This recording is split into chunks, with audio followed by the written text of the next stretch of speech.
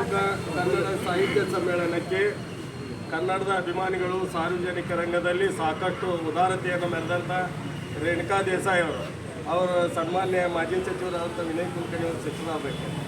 ಆಮೇಲೆ ಭಾಳ ದೊಡ್ಡ ಗುಣ, ಶರೀರ ಎಷ್ಟು ದೊಡ್ಡದೈತೋ ಮನಸ್ಸು ಕೂಡ ಅಷ್ಟೇ ದೊಡ್ಡದೈತಿ.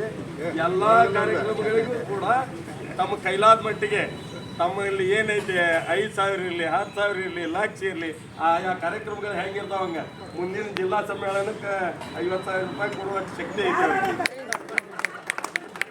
ಅದಕ್ಕಾಗಿ ಆಮ್ಯಾಗ ಕನ್ನಡಿಗರು ಯಾವತ್ತೂ ಬಡವರಲ್ಲ. ರೇಣುಕಾ ದೇಸಾಯಿ ಅವರು ನಿರೂಪಣೆ ಮಾಡಿದರು, ಕನ್ನಡಿಗರು ಯಾವತ್ತೂ ಬಡವರಲ್ಲ, ಕನ್ನಡಿಗರು ಯಾವತ್ತೂ ಅಸಮರ್ಥರಲ್ಲ. ಕನ್ನಡಿಗರು ಇಡೀ ದೇಶದಲ್ಲಿ ಉದಾರಿಗಳು, ದಾನ ಧರ್ಮ ರಾಜ್ಯಭಾರ ಮಾಡೋದಕ್ಕೆ, ಕನ್ನಡ ಕಟ್ಟೋದಕ್ಕೆ, ನಾಡನ್ನು ರಕ್ಷಣೆ ಮಾಡೋದಕ್ಕೆ, ಗಡಿ ರಕ್ಷಣೆ ಮಾಡೋದಕ್ಕೆ ನಮ್ಮ ಕೈಗಳು ಬಲಿಷ್ಠಾಗ್ಯಾವ ಅಂತ ನಿರೂಪಣೆ ಮಾಡೋದಕ್ಕೆ ರೇಣುಕಾ ದೇಸಾಯಿ ಅವರಂಥವ್ರು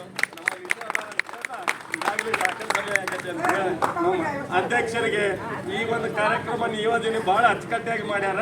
ನಾನು ಕೂಡ ಸಮಯ ಸಿಗಲಿಲ್ಲ ರತ್ನ ಅವರ, ನಾನು ಇನ್ವಾಲ್ವ್ಮೆಂಟ್ ಆಗ್ತಿರ್ತೇನೆ. ನನಗೂ ಆಗಾಗ ಸ್ವಲ್ಪ ಚಟ ಇರ್ತೈತಿ. ಹೇಗೆ ಕೆಲವು ಮಂದಿಗೆ ವೈನ್ ಶಾಪಿಗೆ ಹೋಗ್ತಾರೆ, ಹಂಗೆ ಕನ್ನಡ ಸಾಹಿತ್ಯ ಬೆಳೆಯೋದಕ್ಕೆ ಹೋಗೋ ಚಟ ಐತಿ.